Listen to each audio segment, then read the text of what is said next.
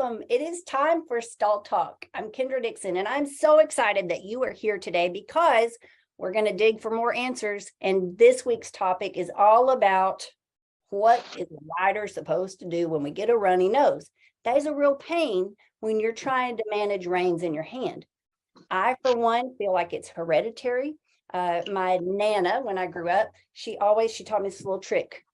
She would always wear long sleeves, and she would always tuck a little Kleenex, a little tissue inside her sleeve.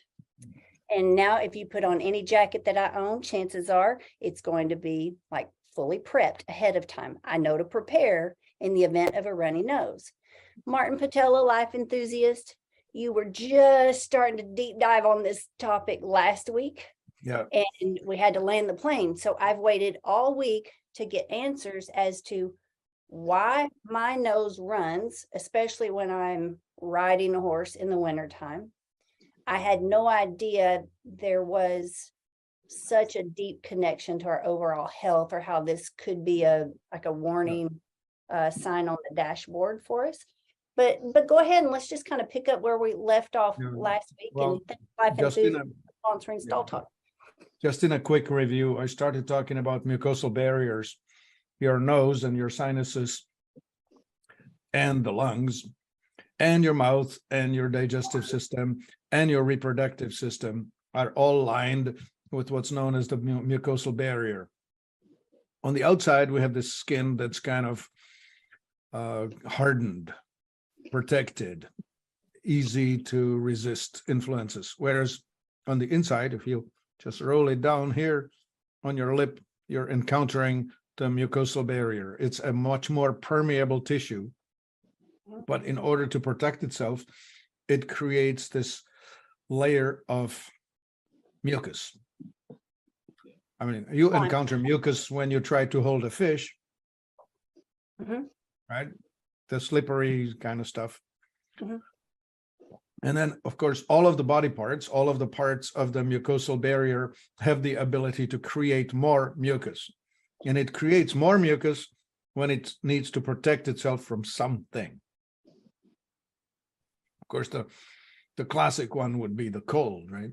I don't know if you ever stepped outside in minus 25 to minus 40 weather, but when you do that, your nose will start running. It will just actually be running. And if you're a man, you will soon be breaking off icicles that are forming on your beard. Anyway, anybody who lived out in the cold range will know that. Anyway, so the body is protecting itself. So we need to give it the tools to better and more efficiently protect. And the number one ingredient is iodine. Okay. Iodine is the element that helps the body to build more resilience at the interface, at the mucosal barrier. The other thing is that, of course, an allergic reaction is a reaction essentially such that the body says, whatever's just coming at me, I'm not happy about. And you can be having an allergic food reaction.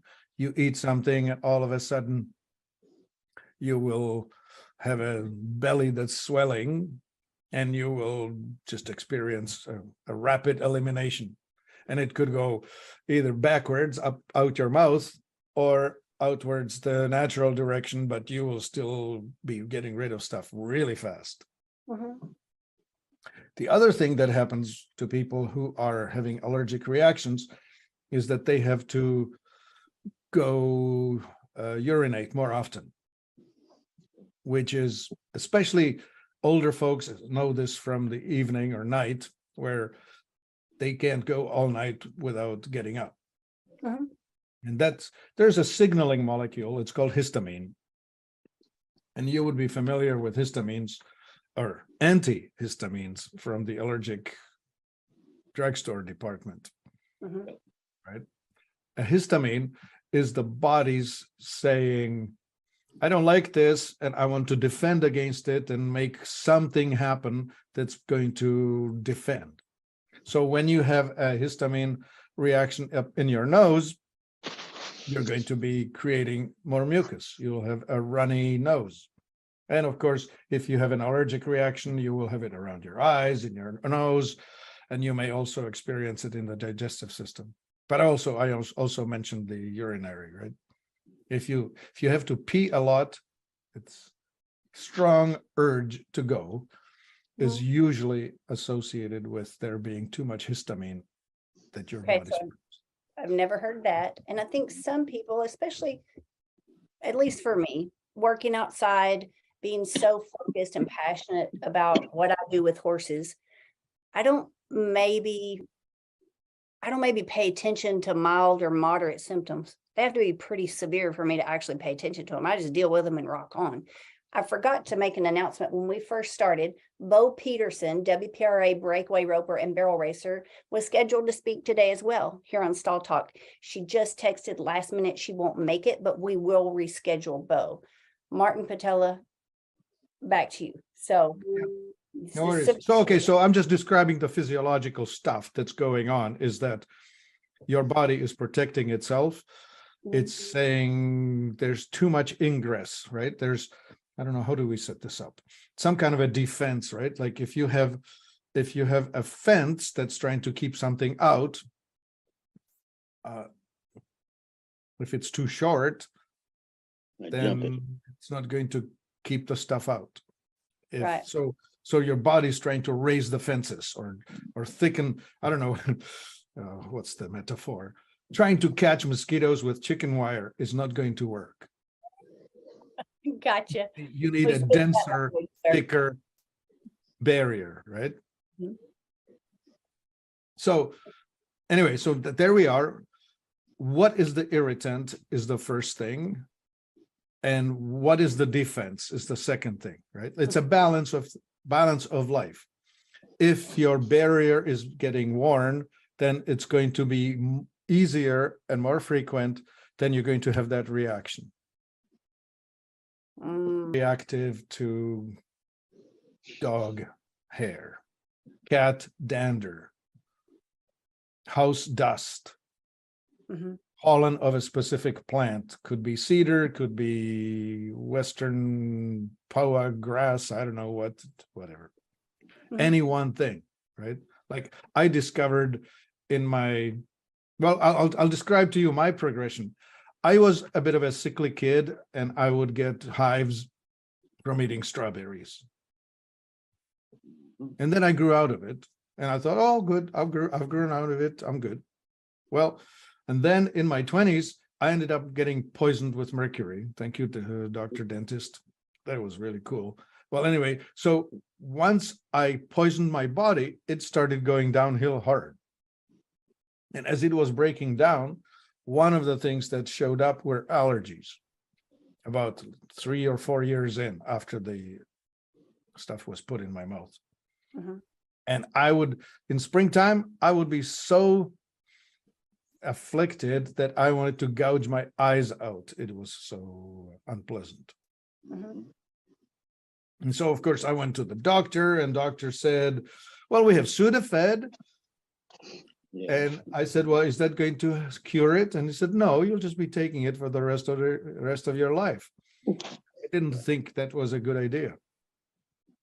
No, and Sudafed doesn't work on me. I happen to be allergic to codeine and whatever's in Benadryl and Sudafed. It has the opposite effect on me.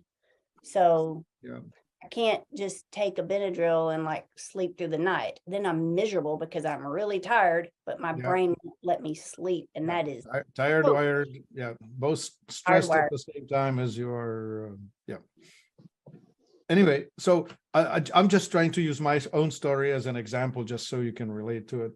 And so some years in, I realized that I was actually toxic with industrial toxins and I needed to detox myself.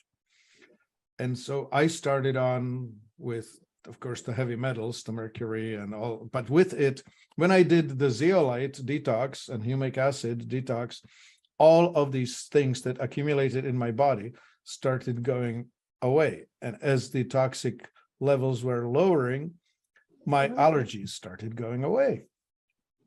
And so after about 10 years of doing cleansing and all of that, all of a sudden I just became not allergic to stuff. I'd like for mine to go away because it is just, it's something that I deal with year round, sometimes worse than others. Yeah. And my hands are busy. I am working with horses, as we all are. You're Yeah. probably watching Stall Talk because you have horses or you want to have horses. And I know I'm not the only one that suffers from this. Yeah. So I don't know if we need to try and analyze you, right? One of the ways of analyzing things is to take a hair trace mineral analysis, HTMA, where you snip off about a teaspoon's worth of hair somewhere close to the skull, usually under, somewhere where you can't see it. yeah, that's going to be a problem for Kendra. Yeah, well, yeah, we could just shave you up a wee bit. Make like a little, Yeah, Or- we make a little, Yeah. I don't know what, a divot. Well, Anyway, so anyway, you harvest about a teaspoon's worth of hair and send it off to the place that does the analysis. And they send it back to you with, well, we have found this, and whatever. But that's simply just telling you what's wrong or what specifically. It still doesn't change anything about the fact that you still need to detoxify.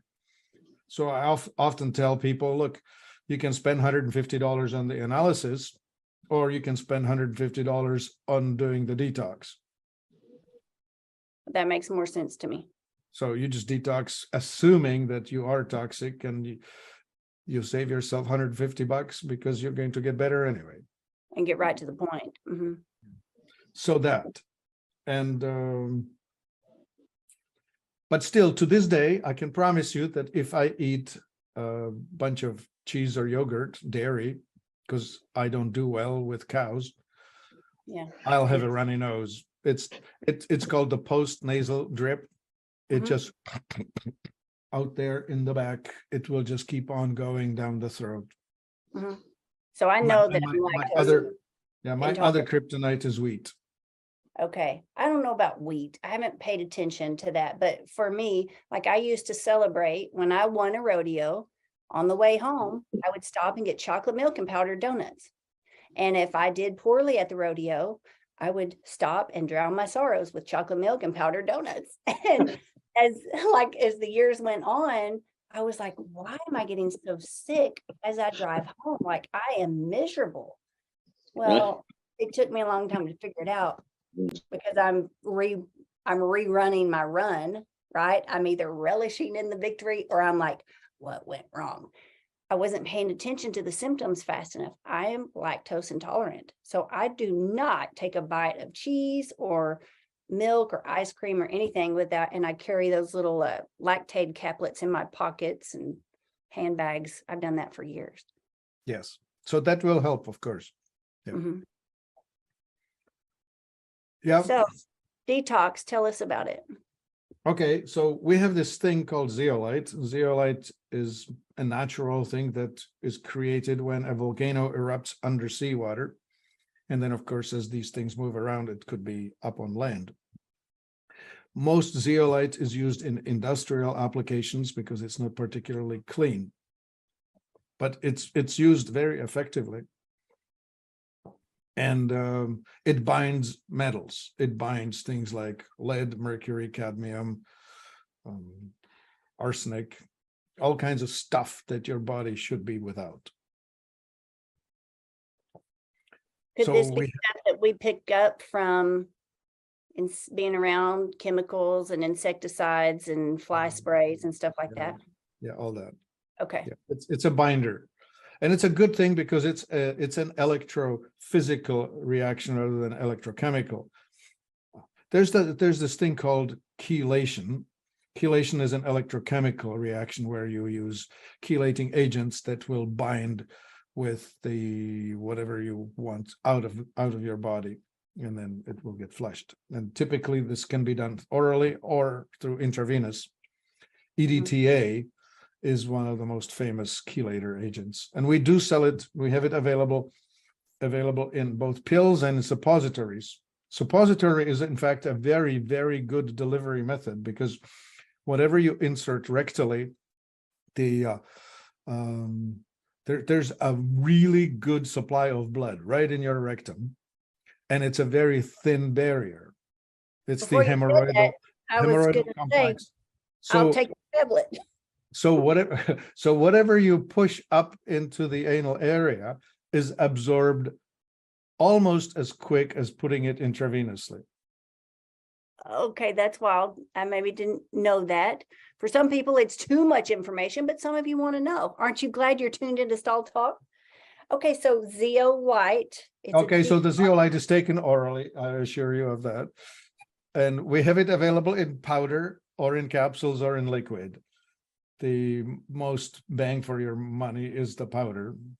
If you want it in capsules, you're just spending money on the encapsulation, but it's still fine. What does it taste like? Repeat? What does it taste like? Chalky. Okay. It's powdered. It's a very finely milled thing that has no particular taste. Okay.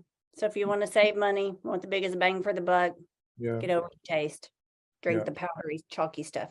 Well, I don't like a runny nose, so You're almost ready to try, yeah? Yeah. Hmm. Yeah, so as we lower the toxic burden, the immune system strengthens. Like my own experience was such that after a few years of detoxing, my liver finally stopped being overwhelmed, right? It's the liver that is involved in detoxification.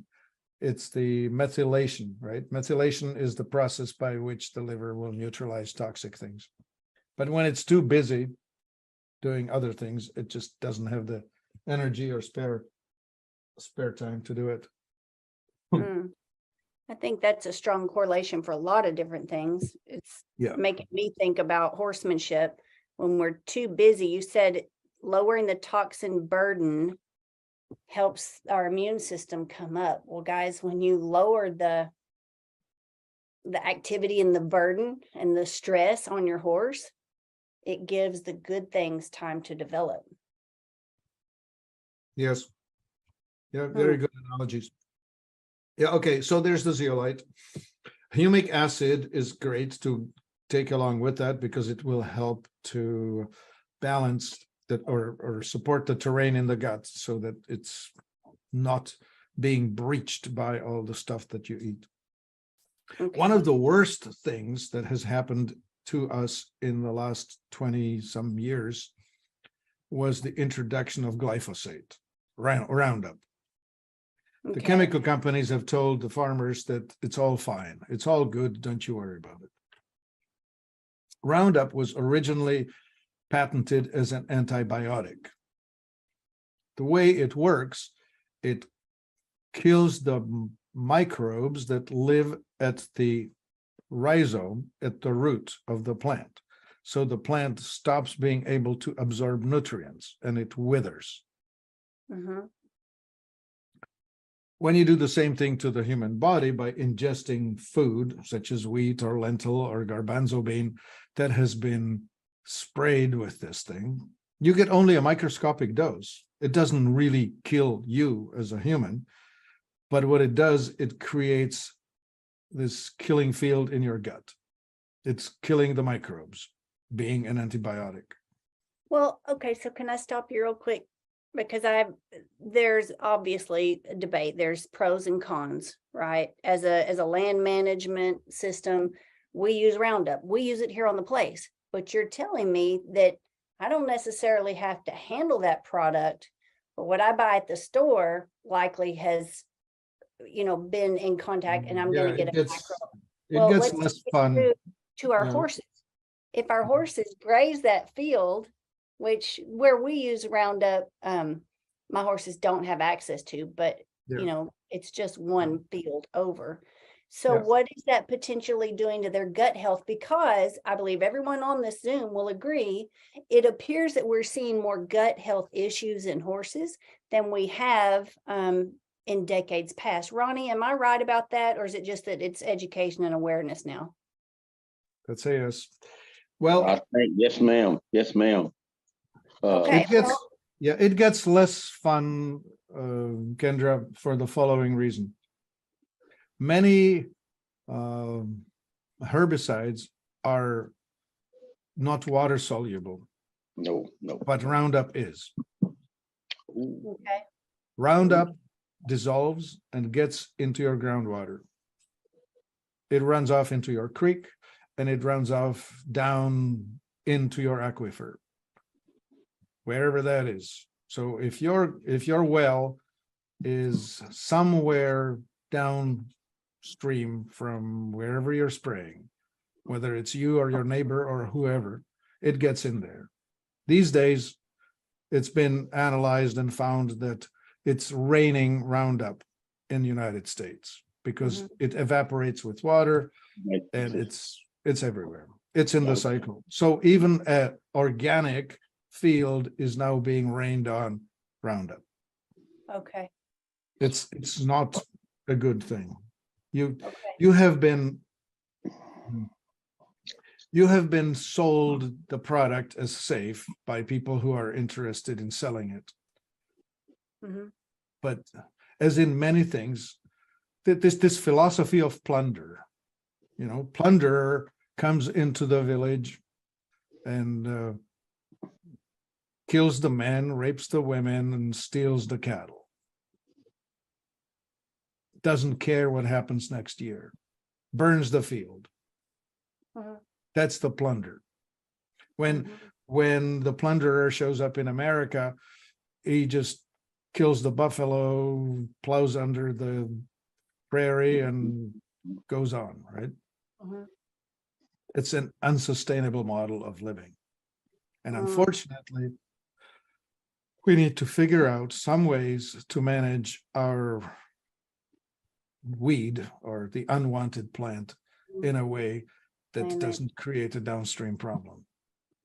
Roundup, unfortunately, is very, very Okay. So a since gift that keeps on giving is, let me put it that way. I live on a ranch where we use Roundup, I Yeah. have been, showered by various brands of fly spray my entire life, flea shampoos for dogs. I'm around cleaning chemicals. There's all kinds of stuff that we Yep. in our Western lifestyle we Yeah. use. Yeah. So, and I suffer, and this is so weird. I saw somebody on TikTok, I think it was last night. She's kind of funny, but she's like, when you people complain about bloating, she goes, I understand you feel bloated. It's uncomfortable, like a little bit. She goes, look at this.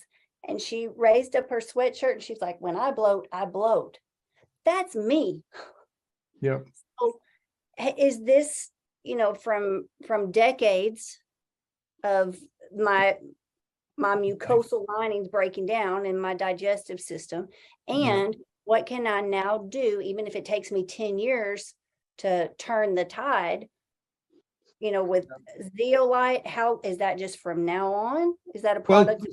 So zeolite binds the industrial toxins, heavy metals, that would be lead, mercury, cadmium, uranium, all the stuff that comes from guns and brake pads on the cars, and it deals with chemicals like the cleaning chemicals you're talking about, I forget, tetrachlor, or I don't know what stuff that you might have sitting around, paint thinners and the likes. It's good for that. But it won't touch the Roundup problem. Okay.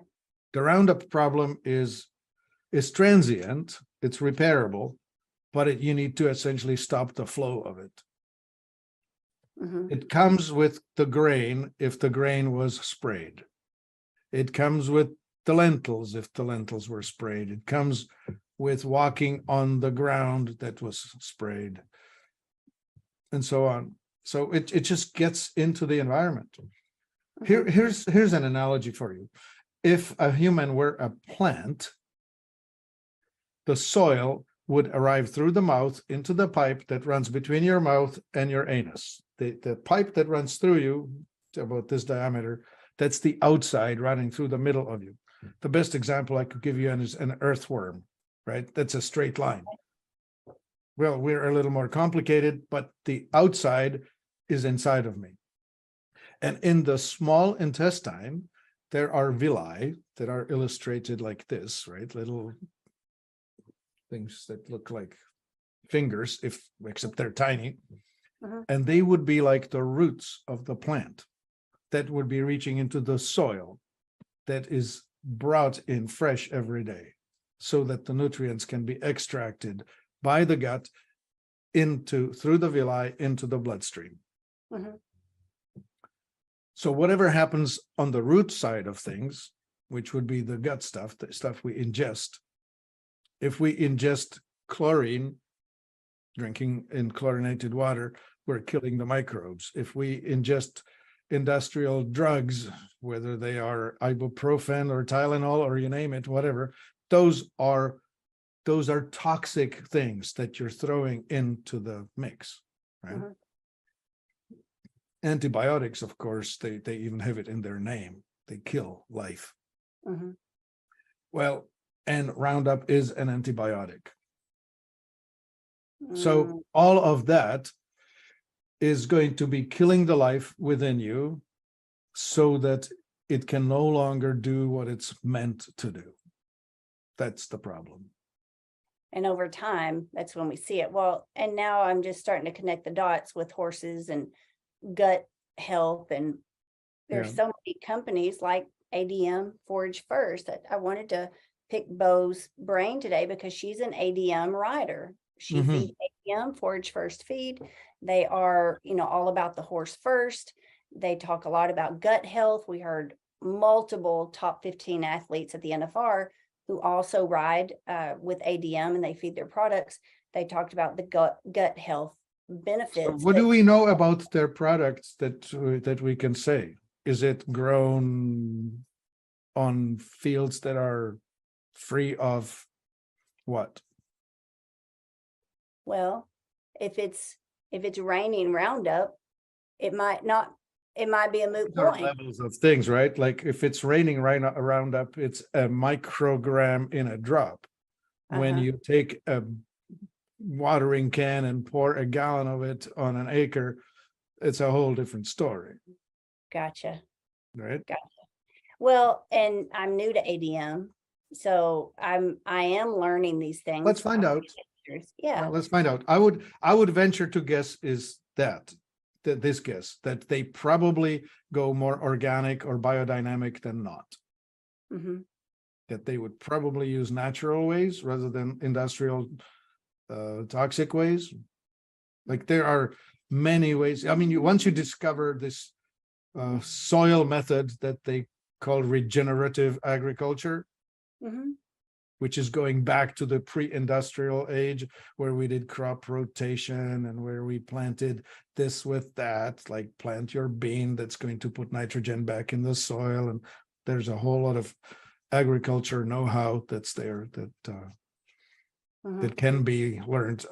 This is not my expertise, but I'm somewhat aware.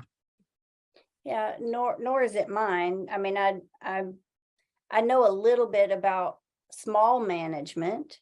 So the benefits of having like guineas and chickens and ducks to like aerate your land, but Yep. you can't do that if you're managing 3,000 acres. Right.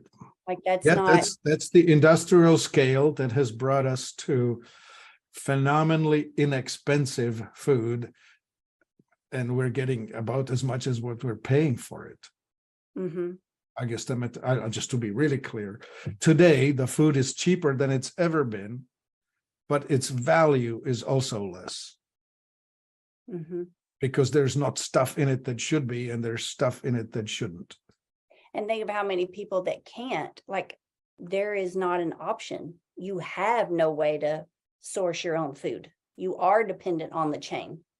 Like Yes. we don't live that way anymore. Society has evolved. And it's interesting. I was listening to Stephen S. Hoffman. They call him Captain Hoff. And he talked about what is coming in the next 30 years, guys. We think it's amazing that a phone could be in the room and, oh, wow, it must be listening to me.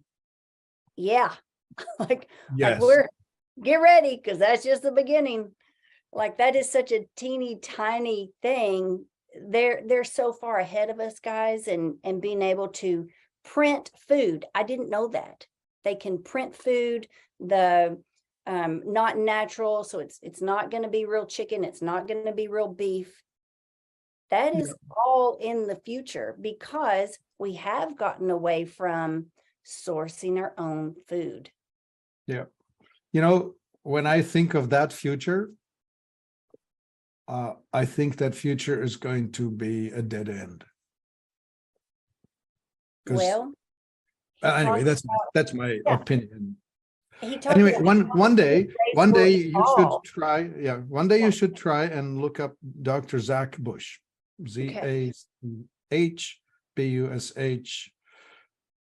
He's lectured many times. I don't know if he'd take the time to talk to our little group, but his lectures are on YouTube, and he's very eloquent, and he explains the futility of fighting nature instead of harmonizing with it. Mhm. He does a very good job of it. Yeah, so this guy was talking about people that they want to ship to Mars and have and let the human race evolve to where it can, be Sure. able to exist on Mars. It's a 6-month trip just to get there. And they talk about how miserable the first humans there are going to be. Who would sign up for that? But that's what their plan is. It's crazy, guys. Like here, Lori and I are sitting over here with the Stall High app going, woo, we are running with technology.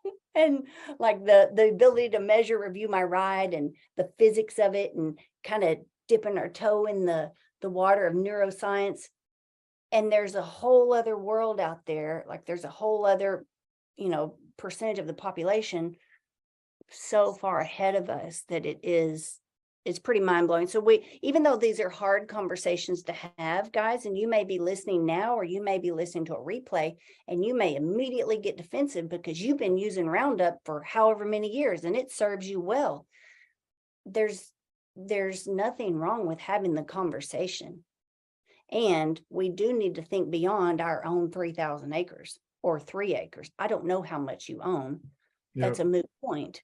We are a community, we are a society, we are a nation, and I, for one, love the learning process more than I ever had before. So restoring the health in the gut. We were talking about becoming very bloated, and the bloat is essentially the effect of many, many micro injuries. If you could visualize hitting your thumb with a hammer, the next thing that happens is it's going to swell up and be throbbing and be unusable, right? Which is redness, heat, swelling, and loss of function, plus pain. So if this same sort of an injury were happening inside your gut, because you're pushing stuff into your gut, let's just visualize a billion tiny little hammers hitting every single cell in your gut, each one of them responding the same way as your thumb did, by redness, swelling, heat, pain, and loss of function. And the swelling is essentially water rushing in so that we can try to repair stuff, right? Like if I punch you in your face, it will swell up, right? Yeah. No, So that's okay. happening internally. So And inside your gut, is that our stomach bloats, which that's because your small intestine is taking on water in response to the injuries. And so you're going from flat belly to 6 months pregnant inside of 4 hours. And I for one prefer the flat belly, especially when Of course you do. Sign of health. But there's the thing, right? The micro injury was caused by whatever happened only an hour earlier. Fast. It does happen fast. So zeolite, we can find that on Life Enthusiast. Yes, ma'am.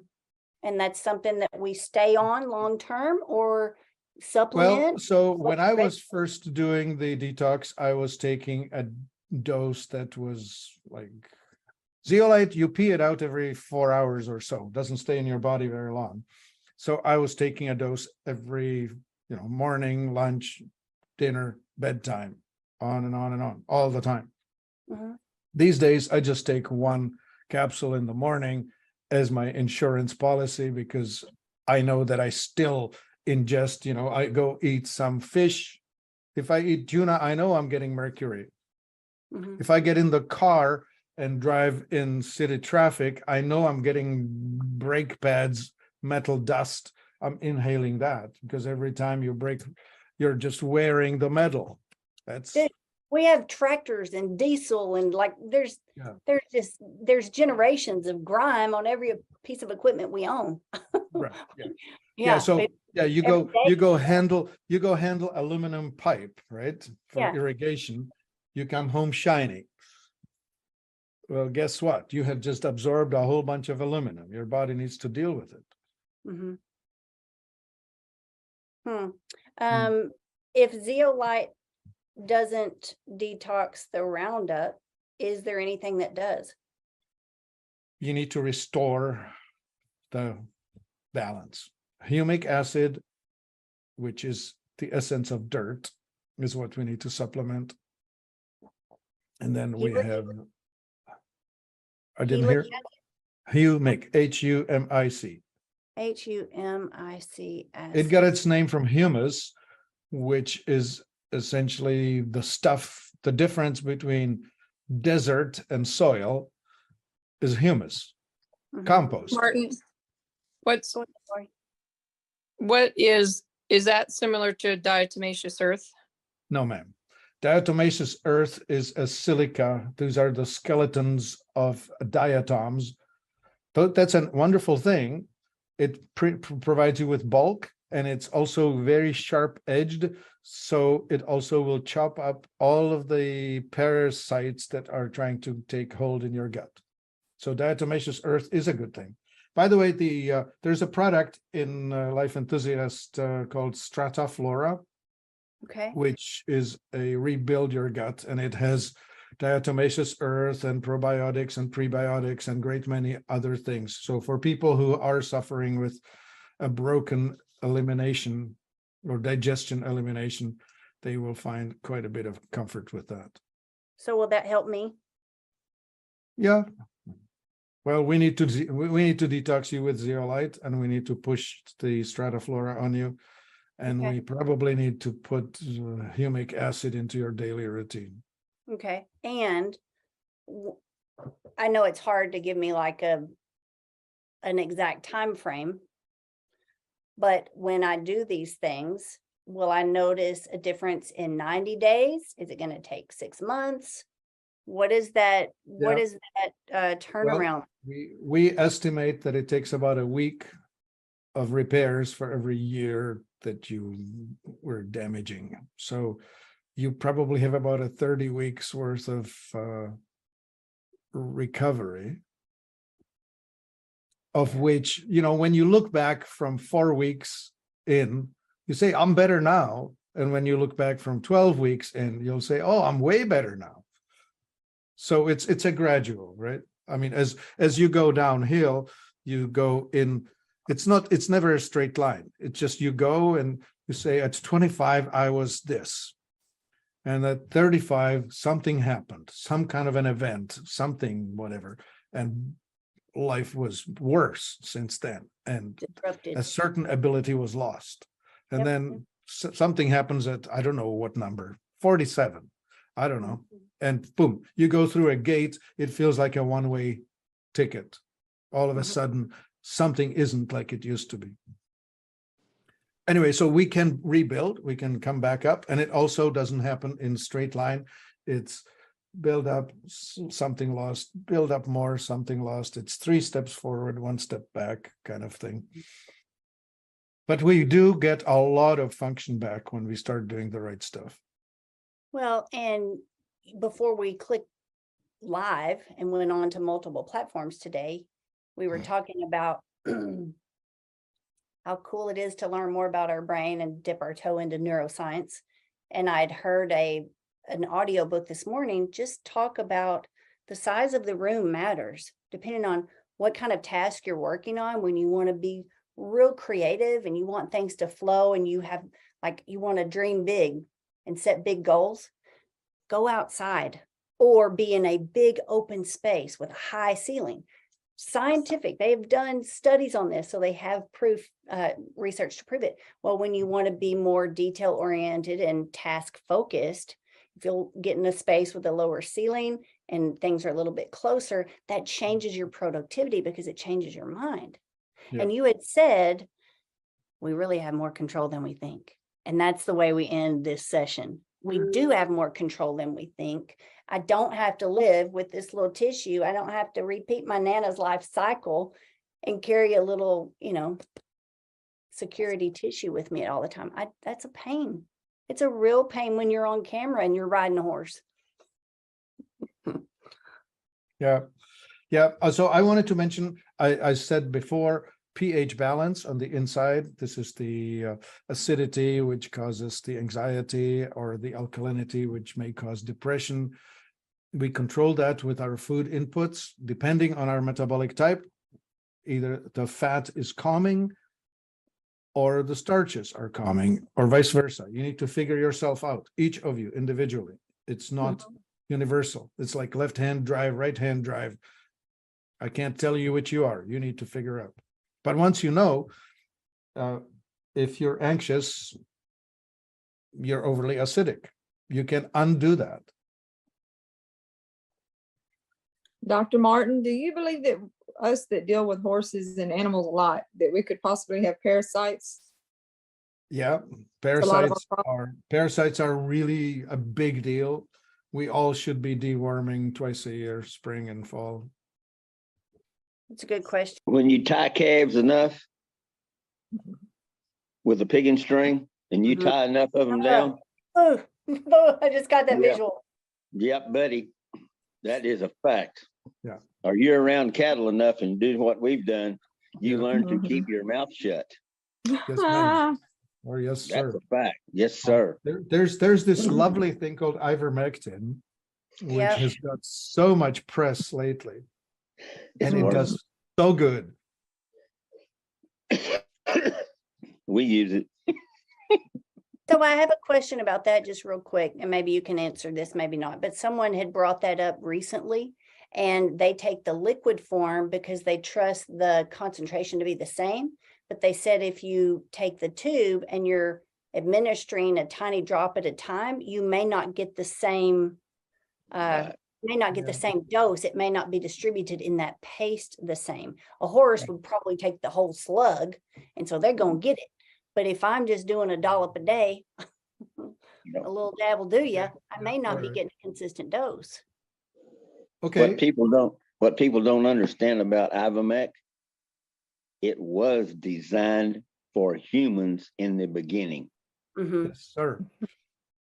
It is not that came out- America, as in United States, is the exception in the world because it's so controlled by the pharmaceutical industry. Right. Everywhere else on the planet, it's over the counter, and you want some, come get it. Yep. Just south in Mexico, you just walk into any drugstore and pick it up. All Um, kinds of things. As far as the homogeneity of the product, that's the issue here. Yeah, okay, it's easier to make liquids more homogeneous than paste, or just take it once a month. You don't need to take it every day. It's a silly thing to be hitting yourself all the time. Well, I I would took say- it every day during COVID as No, I would as still do instructed. once a month, 12 milligram for a human. 12 mil. Well, whatever the veterinarian tells you to give to a horse, which would Uh-huh. be a 1,200 pound animal. Well, take a tenth of that as a 120 pound animal, you'll be fine. Okay. one cc per 100 pounds. 1 cc per 100 pounds. That's about how you figure it. We get ours. It's a vet at Borica, and he has his compounded, and it is a liquid, Mhm. and you just pull it up in a syringe, and Squirted it. you got it on the syringe, you got how many cc's it is. Yeah. And we need to shoot it in your mouth. His has an apple flavor to it. You can put it in, you can just squirt it in your mouth or put it in a soda pop or coffee or something and drink it. Yep. Works pretty good. I want to make sure that the public knows, if you're watching now or replays, I'm not a doctor. No, I'm not a doctor either. Talk to your veterinarian. So we're not giving you medical prescriptions or subscription. We're just sharing stories about what we do and what we've heard other people do. So it is completely your choice to make, but we do want you to be a more educated horse owner and a more educated rider so that you can be a better steward of your horse. And that means taking care of yourself too. And that's what we're all about in 2023, so that we can rodeo stress-free. It's a pretty lofty goal, guys. But like Martin just said, we control more than we realize. And we don't have to put up with things that stall us. You're really not stalled physically as much as you think you are. Yeah. There are answers. And when you have the answers, it makes things Yeah, your horse is probably more easier. intuitive. Yeah, your horse is probably more intuitive than you are. So if you do what the horse wants to do, you'll probably end up in a better place. Well, you definitely made us think through situations. And now I'm thinking, like, how much contact of my horses that have had gut issues over the years, how much contact did they have with ground, soil, plants, hay, stuff like that, Yeah. and I'm going to have a conversation with Chad tonight and find out, like, what are we spraying the fields with? Because our coastal hay is kicking. Like, we make really good hay, but now I have to think all the way through that system, right? Is it, So what is it is a toxic what's hay the or is it a downside? healthy hay? Does it have toxins? If so, how much? And how much is that affecting my horse's performance? And I haven't even considered it. So Yeah. this was a great talk, Martin. I appreciate your expertise every week. We appreciate you supporting Stall High with Life Enthusiasts. Guys, if you are watching right now and you want to learn more about Martin Patella, and if you want to seek his advice for you personally, there's a system where people can download that. They can go through a diagnostic tool with you. They can be coached by you personally.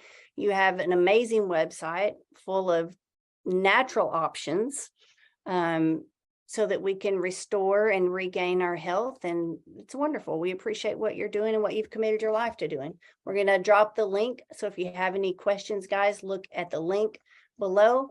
It's life-enthusiast.com. Ronnie, Patricia, Lori, thank y'all for being here. Kevin, this is a good talk. Every day. All righty, guys. Thank you so much for being part of Stall Talk.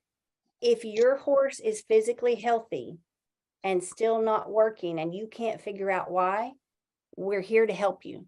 That's what we really want to accomplish at Stall High. That's why we created the online mentor program, where you can either watch hundreds of hours in the training library at a DIY pace, or you can attend one class per week, pick your pro, or you can come to unlimited classes per week. They're live every night at 6 p.m. Ronnie Clampett right there is our coach on Friday. We have an amazing team of mentors to help you get to the root reason of why your horse is not responding to your hands. It's typically going to have a mechanical deficit somewhere. There's a mechanical reason to it, but more times than not, it has had a mental impact. And how severely depends on the circumstance and the horse and a whole lot of things.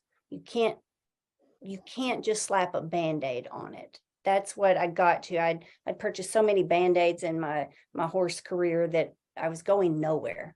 And it was expensive and it was very frustrating. And that's when one person challenged me to rethink everything I was doing about barrel racing. She pulled me out of the flow of the majority. And she said, stop listening to people, stop following the crowd, start listening to your horse. And that's when my life changed. And that's when this cool horse came along and helped us get in the top 15 more than I ever thought was possible. So I love telling those stories. If you want to learn more, Download the Stall High app, look us up, info@stallhigh.com. My team and I are here to help you have a great next ride. Y'all have a great afternoon. I'll see you tonight at 6 o'clock in the interactive group.